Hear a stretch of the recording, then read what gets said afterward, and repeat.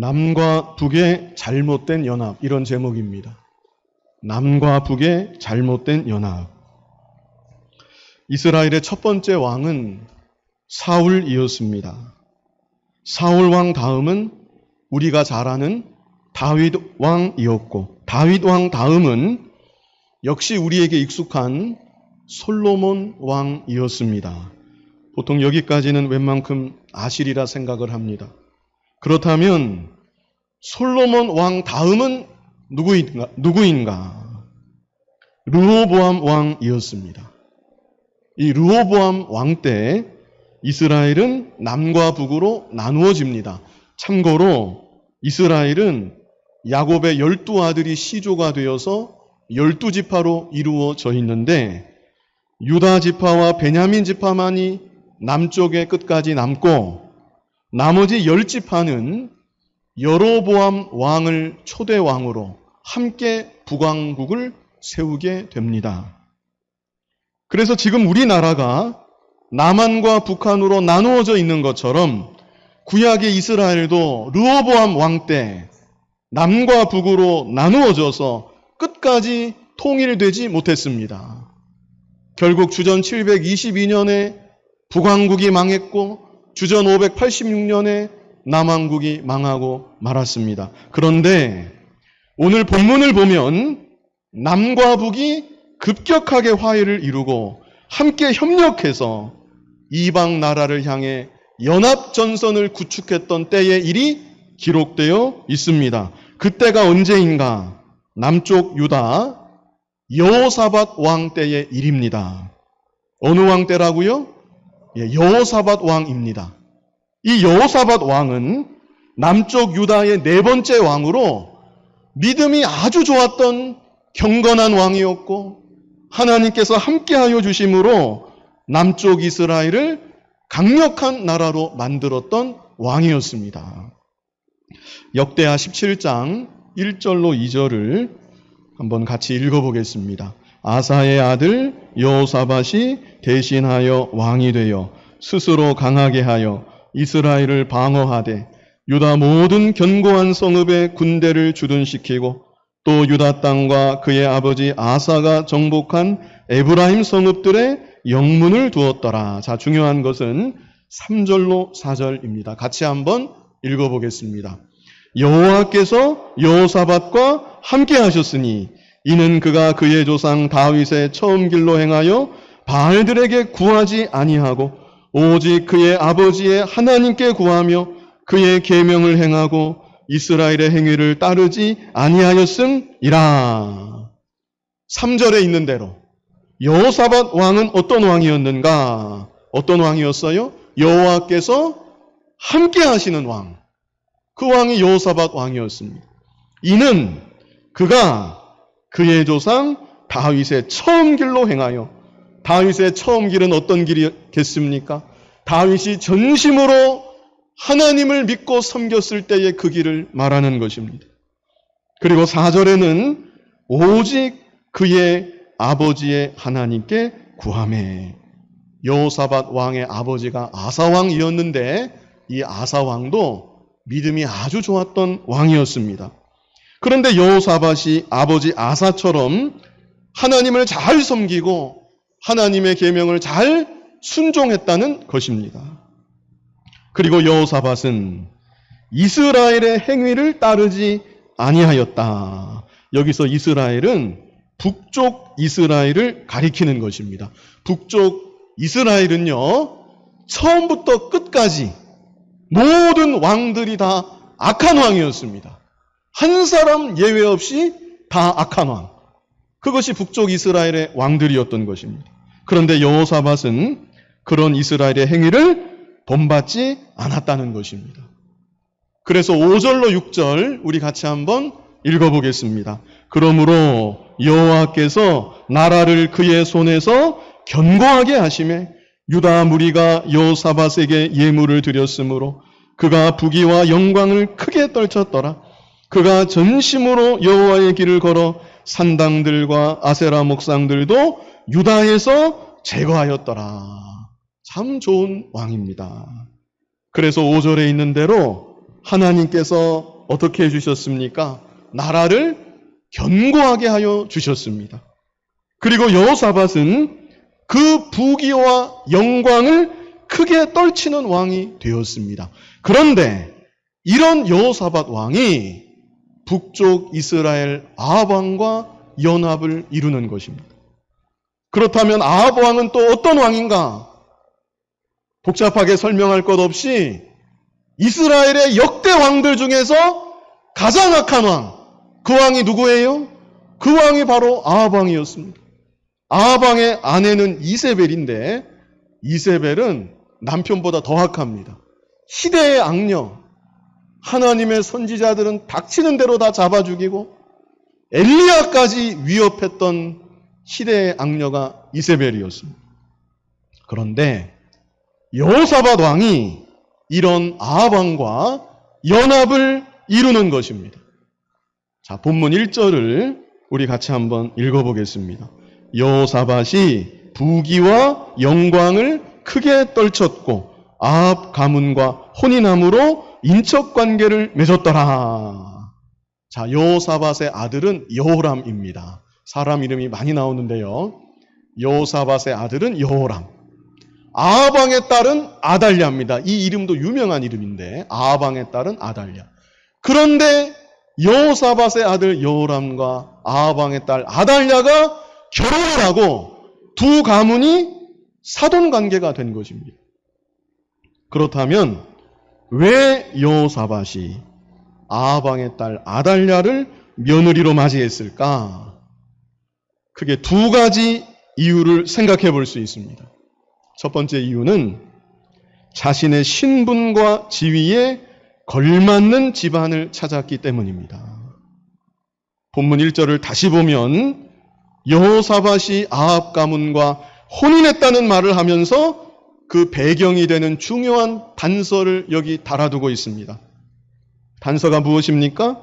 여호사밧이 부귀와 영광을 크게 떨쳤고, 그래서 여호사밧은 자신의 부귀와 영광에 걸맞는 상대를 찾았던 것 같습니다. 내가 왕인데, 그것도 부귀와 영광을 역대급으로 크게 떨치는 왕인데, 나와 사돈이 될 집안도 최소한 왕의 집안은 되어야 하지 않겠는가? 그렇다고 이방 나라 왕들하고 연합할 수는 없습니다. 그래서 여호사밧은 비록 우상을 많이 섬기지만 그래도 아합 왕 집안이 그나마 괜찮겠다, 이렇게 생각을 한 것입니다. 물론 여호사밧 왕이 이런 생각도 분명했을 것입니다. 아합 집안이 우리 집안하고 사돈을 맺으면 그래도 그 집안의 믿음이 점점 더 좋아지지 않겠는가? 이런 생각을 했을 것 같고, 또 어떤 생각했겠습니까?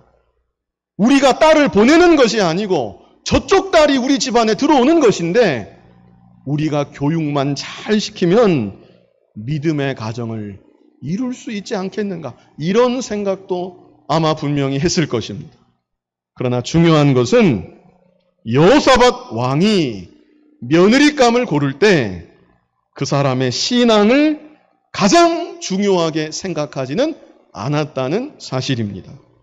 신앙을 아예 무시하지는 않았겠지만 실제 순번으로 따지자면 신앙은 한참 뒤에 둔 것입니다. 뭐 믿음이야 같이 살다가 보면 생길 수도 있는 것이고, 당장 신앙보다는 육신적인 다른 조건들을 더 중요하게 생각했던 것입니다. 오늘날도 많은 성도들의 결혼관, 연애관, 이성관이 여호사밧 왕과 크게 다르지 않습니다. 정말 나는 다른 것은 다 몰라도 믿음 좋은 사람을 반드시 만나야 되겠다. 믿음의 가정을 어떻게 해서든지 잘 이루어 봐야 되겠다. 이런 절실한 소원을 가지고 간절히 기도하는 사람, 그렇게 많지 않은 것 같습니다. 그저 믿음은 교회 다니는 정도면 그런 대로 괜찮은 것 같고, 그보다는 육신적인 다른 조건들을 먼저 생각하고 더 중요하게 보는 일이 참 많습니다. 정말 내 인생에 하나님을 믿고 섬기는 이 신앙의 삶이 가장 중대한 문제인가? 다른 그 무엇을 다 포기한다 할지라도, 다 희생한다 할지라도 정말 나의 믿음은 생명과 같은 문제인가? 한번 각자가 곰곰이 생각해 보시기 바랍니다. 저와 여러분은 이 세상 살아갈 때 믿음 중심, 하나님 중심으로 모든 것을 생각하고 결정할 수 있어야 합니다. 이제 두 번째 이유는 화목하고자 했기 때문입니다. 화목하고자 했다. 지금 남과 북이 대치하고 있습니다. 언제까지 이런 긴장 관계 속에 우리가 있어야 되는가? 이번 기회에 북쪽 왕과 연합해서 화해 분위기를 조성하면 전쟁의 위험도 줄어들 것이고 나라의 발전에도 더 유익하지 않겠는가? 여호사밧 왕이 그렇게 생각을 했던 것입니다. 그래서 본문 2절을 보면 본문 2절 같이 읽어보겠습니다. 2년 후에 그가 사마리아의 아합에게 내려갔더니 아합이 그와 시종을 위하여 양과 소를 많이 잡고 함께 가서 길르앗 라모치기를 권하였더라. 분위기가 참 좋지요. 남과 북이 사이가 이렇게 좋습니다. 여호사밧 왕이 아합 왕의 초청을 받아서 자유롭게 아합 왕에게 방문하는 것입니다. 그러면 아합 왕은 양과 소를 많이 잡아서 극진한 대접을 또 해줍니다. 얼마나 화기애애하고 사이가 좋은지 모릅니다. 그런데 여기서 아합 왕이 부탁을 한마디 하지요? 어떤 부탁을 합니까? 2절 끝에 있습니다. 함께 가서 길르앗 라모치기를 권하였더라. 다 보고 계시죠? 네. 길르앗 라못은 아주 중요한 전략적 요충지입니다. 그리고 원래 이스라엘 땅이었습니다. 그들의 것이었습니다. 그런데 지금 아람 나라에게 빼앗겨버린 상태입니다.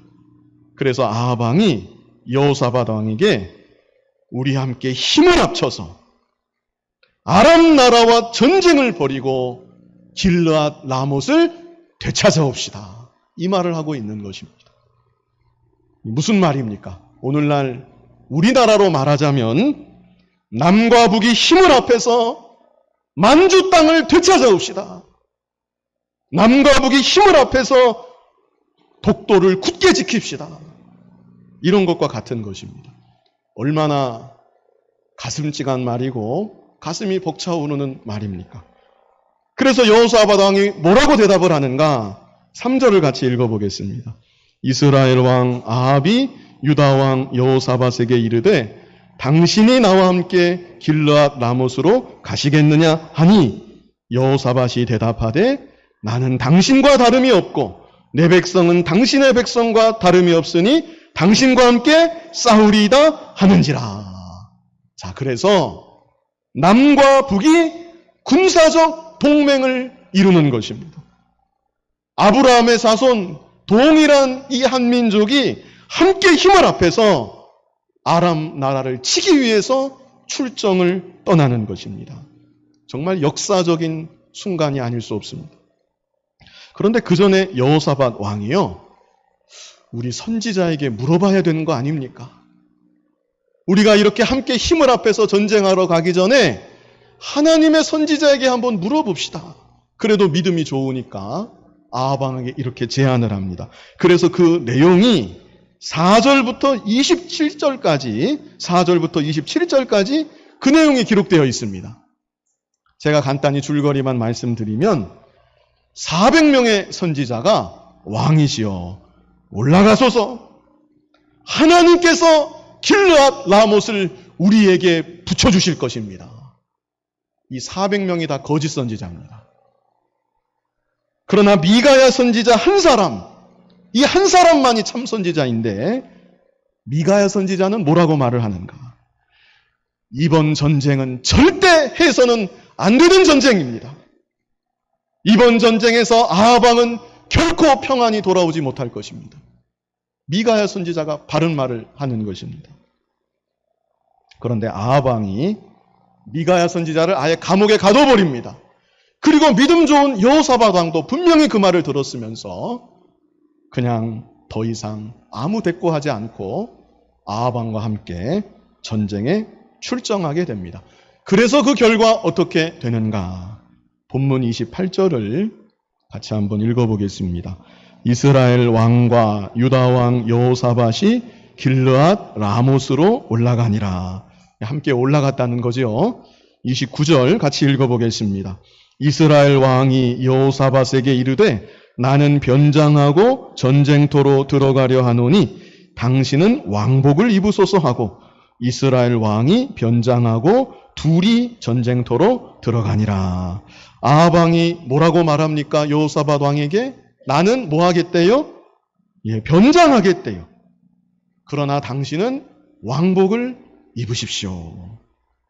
지금 아합 왕이요 두려운 것입니다.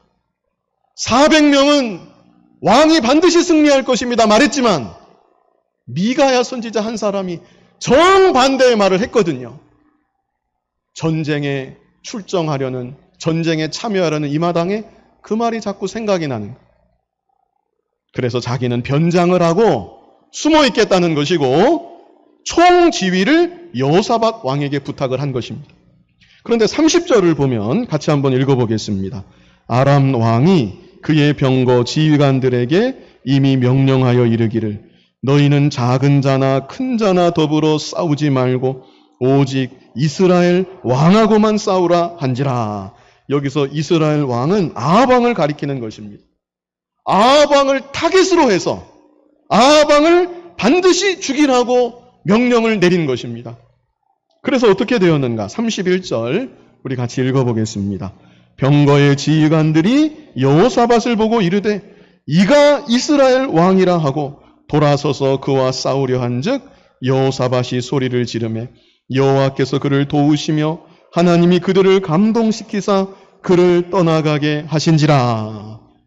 아합 왕은 변장했잖아요.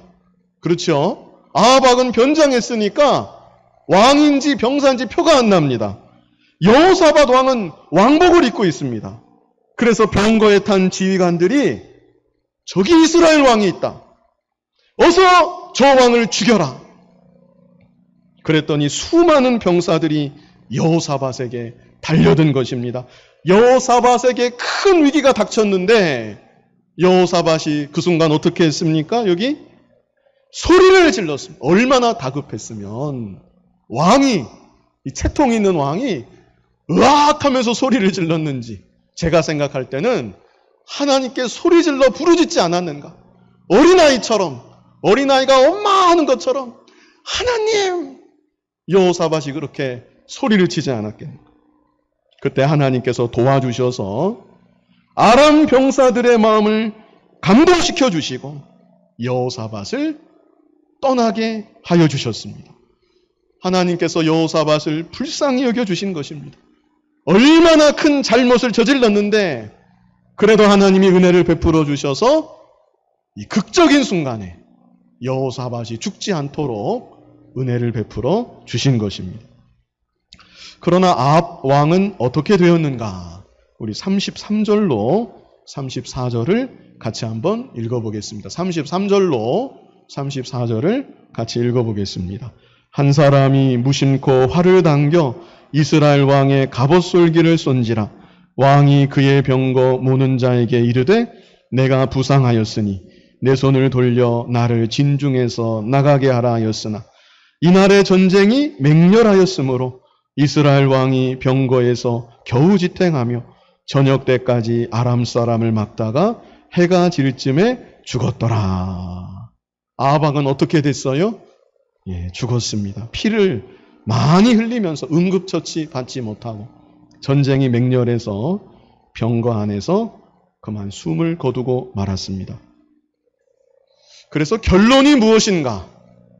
두 나라가 같은 한민족이고 다 아브라함의 자손이지만 하나님께서 두 나라의 연합을 결코 기뻐하지 않으셨다. 이것을 말씀을 통해서 우리에게 알려주시는 것입니다. 하나님께서 기뻐하지 않으셨을 뿐 아니라 하나님이 징계하셨다. 이 사실을 말씀하고 있습니다. 그리고 여호사밧 왕은 비록 전쟁에서 죽지는 않았지만 왕국으로 돌아왔을 때 심한 책망의 말씀을 듣고 심지어 하나님의 심판 선언을 듣게 됩니다. 우리 역대하 19장 1절 말씀을 같이 한번 읽어보겠습니다. 유다 왕 여호사밧이 평안히 예루살렘에 돌아와서 그의 궁으로 들어가니라. 여호사밧이 아마 안도의 한숨을 내쉬면서 무사히 왕궁으로 돌아갔겠지요. 그러나 2절을 보면 2절을 같이 읽어보겠습니다. 하나니의 아들 선견자 예후가 나가서 여호사밧 왕을 맞아 이르되 왕이 악한 자를 돕고 여호와를 미워하는 자들을 사랑하는 것이 옳으니까 그러므로 여호와께로부터 진노하심이 왕에게 임하리이다. 우리가 이 구절을 특별히 주목해서 봐야 합니다. 선지자 예후가 여호사밧 왕을 면전에서 책망했습니다. 뭐라고 책망했습니까? 왕이 악한 자를 돕고 여호와를 미워하는 자들을 사랑하는 것이 옳으니까. 남 돕는 것이 얼마나 좋은 일입니까? 사랑하고 화목하는 것이 얼마나 좋은 일입니까? 그러나 왕이 악한 자를 도우시는 것입니까? 여호와를 미워하는 자를 사랑하는 것이 옳다는 말입니까? 그래서 최종 결론은 선지자가 뭐라고 말합니까? 2절 끝에 그러므로 여호와께로부터 진노하심이 왕에게 임하리이다. 실제 역사적으로 여호사밧의 가문에 무서운 징계가 임합니다. 이거 계속 이 역사가 이 연쇄적으로 계속되는데 간단히 말씀드리면 여호사밧이 아달랴를 며느리로 맞이했죠. 이 아달랴가 자신의 아들이 죽은 다음에 자기가 왕이 되고 싶어서 손자들을 다 죽여버립니다. 몰살시킵니다. 여호사밧이 얼마나 믿음이 좋은 왕이었고 하나님께서 함께 하시는 왕이었지만 한 번 잘못된 연합으로 집안이 풍비박산이 나는 것입니다.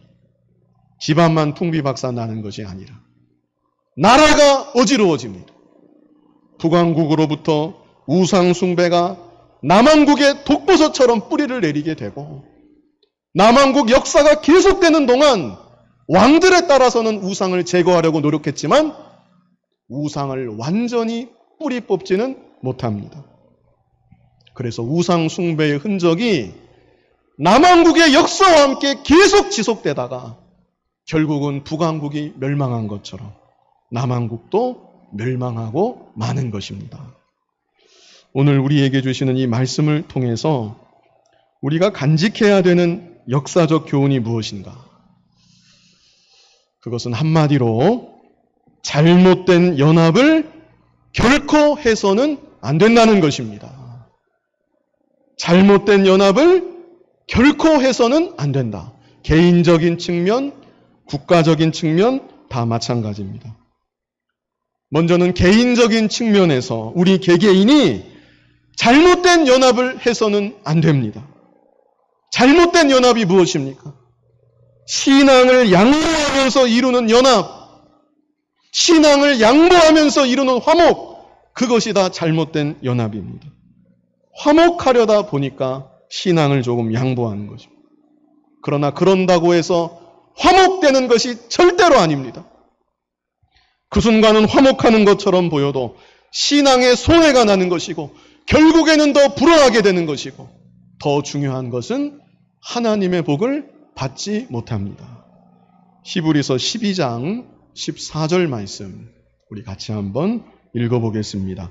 모든 사람과 더불어 화평함과 거룩함을 따르라. 이것이 없이는 아무도 주를 보지 못하리라. 우리 믿는 사람들은 내 주변의 모든 사람들과 더불어 될 수 있는 한 화평하려고 기도하며 힘써야 됩니다.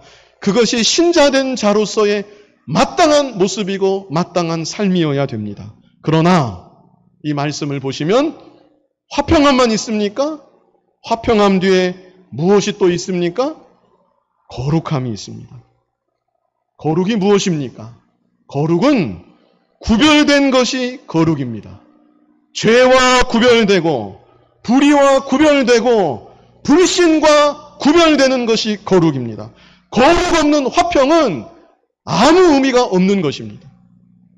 복음으로 하나 되고 믿음으로 하나가 되어야지 화평이 제일이라고 이단과도 화평, 비진리와도 화평, 그러면 그게 무슨 의미가 있겠습니까?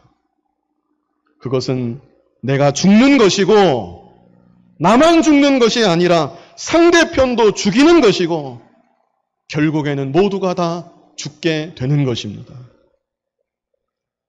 우리는 지금 당장 마찰이 있더라도 신앙을 양보해서는 안 됩니다. 비진리와 타협해서는 안 됩니다. 끝까지 진리를 붙잡고 믿음으로 나아가고 그 가운데 기도하며 하나님의 은혜 가운데 화평코자 힘을 써야 합니다. 그것이 내가 살고 상대도 살고 모두가 사는 비결인 것입니다. 국가적인 측면에서도 마찬가지입니다. 물론 세상 나라의 정치가 다 성경적으로 돌아갈 수는 없습니다. 우리가 그것을 기대해서도 안 되고 우리가 그것을 요구할 수도 없습니다. 그러나 최소한 우리 믿는 사람들은 무엇이 성경적인 것인가? 무엇이 비성경적인 것이고 하나님께서 진노하시는 일인가? 이에 대해서는 바른 가치관을 가지고 이 세상을 바라볼 수 있어야 합니다. 지금부터 70년 전 북한의 김일성이 주일날 새벽 남침을 감행해서 6.25 전쟁이 일어났습니다. 그리고 이제까지 이 나라는 남과 북이 분단된 상태로 남아 있습니다. 지나온 역사에 대해서 일일이 다 말할 수는 없겠고, 다만 지금 이 시점은 어떤 시점인가? 우리 쪽에서 북한과 화목하고자 끊임없이 손을 내밀고 노력을 많이 하고 있는 시점입니다. 그래서 우리나라 대통령이 며칠 전 또 말하기를 더 이상 체제 경쟁은 아무 의미가 없습니다. 서로가 서로의 체제를 인정하고 서로가 서로의 체제를 존중해주고 더 이상 경쟁하지 말고 우리 서로 좋은 이웃이 됩시다. 이런 말을 했습니다. 그런데 북한은 아시는 것처럼 최악의 기독교 박해 국가입니다. 북한의 정치범 수용소의 3분의 1이 기독교인입니다. 그런 일에 대해서는 철저히 침묵한 채 그 체제를 인정하고 존중까지 하면서 하나로 화합하려고 발버둥 치는 것이 과연 합당한 일일까? 여러분은 어떻게 생각하십니까? 성경에 근거한 신앙 양심으로 여러분은 그 말이 어떻게 들리십니까? 교회하고 신천지가 하나가 될 수 있을까요? 안 믿는 사람들은 될 수 있다고 말합니다. 그럼 뭐가 문제냐? 같은 성경 갖고 있고 비슷한 거 믿는 것 같고 너희들만 옳다고 그러지 말고 서로가 서로를 좀 인정해주고 존중해주면서 그렇게 교회들 가지가지 만들지 말고 하나로 합하면 좋지 않냐? 나라로 분열되지 않고 얼마나 좋은 것이냐? 그러나 우리는 절대 그렇게 할 수가 없는 것입니다. 북한은 김일성, 김정일, 김정은을 최대 존엄으로 우상 숭배하는 사교 집단입니다. 휴전 이후 70년 동안 이제까지 달라진 것이 조금도 없습니다. 나라의 모든 시스템이, 모든 정책들이 오직 삼김만을 위해서 존재하는 것이고 삼김의 체제를 지속시키기 위해서 지향되어 있는 집단이 북한 공산 집단입니다. 지금도 백성들은 김일성 시신 앞에서 눈물을 흘리고 그 앞에서 엎드려 절을 하고 김일성을 향해서 한마디 비판 정도가 아니라 그 사진 있는 종이를 꾸기기만 해도 잡혀가서 극심한 고문을 당하고 죽기까지 하는 집단이 북한 공산 집단입니다. 그런데 그 체제를 인정하고 심지어 존중까지 해주면서 하나가 되려고 노력을 한다. 안 믿는 사람은 괜찮다고 할 수 있을지 모르겠습니다.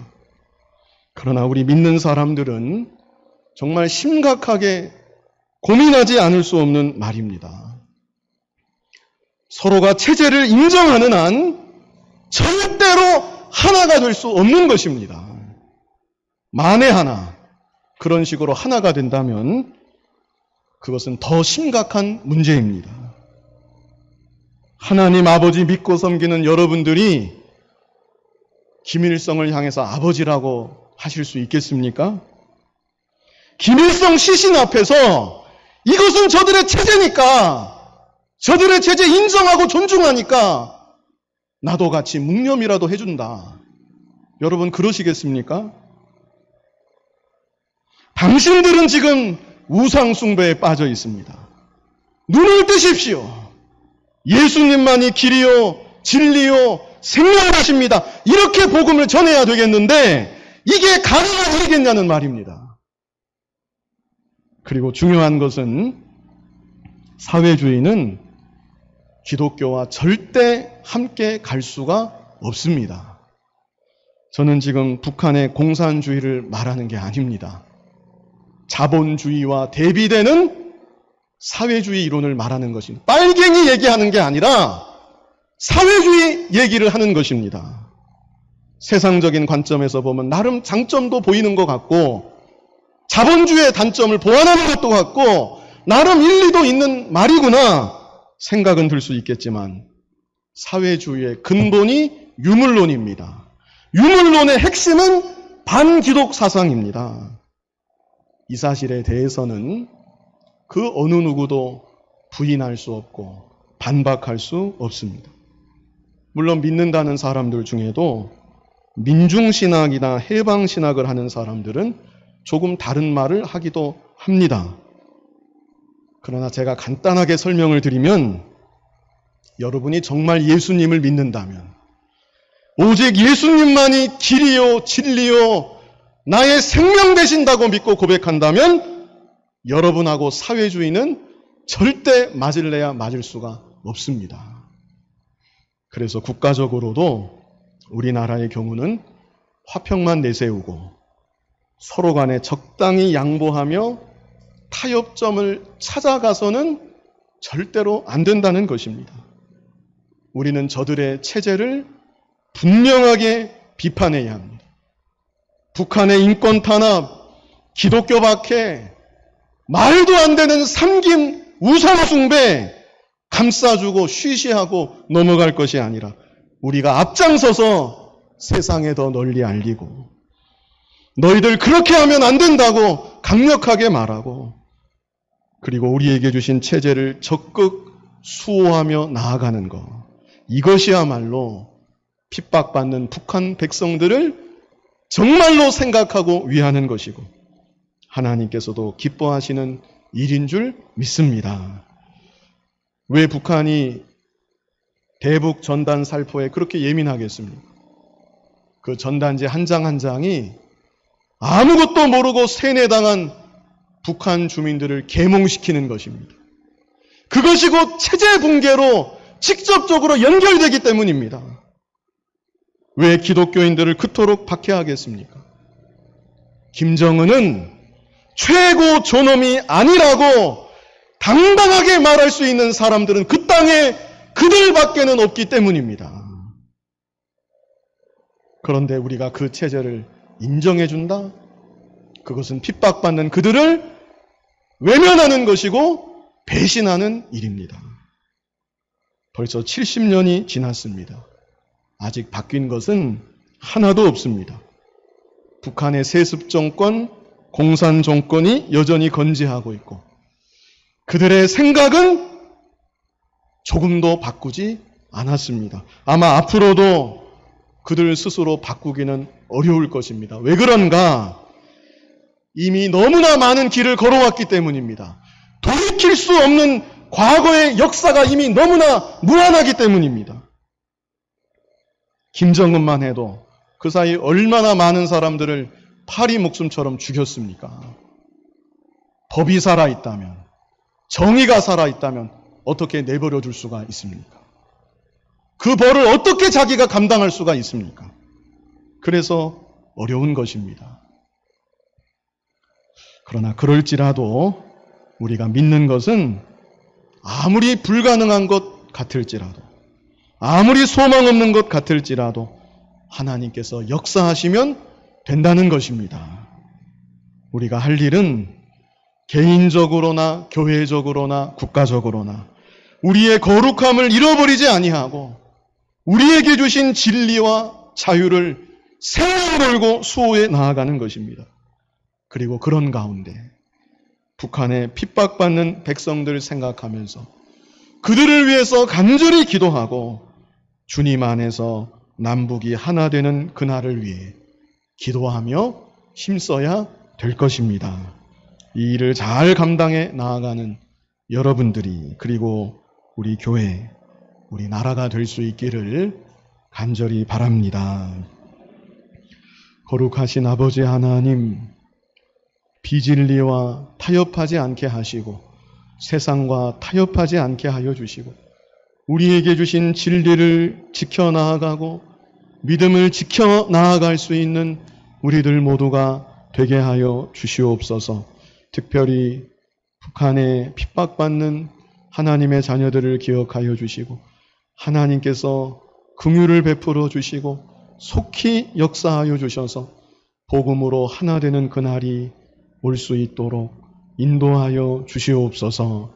예수님 이름으로 기도하옵나이다. 아멘.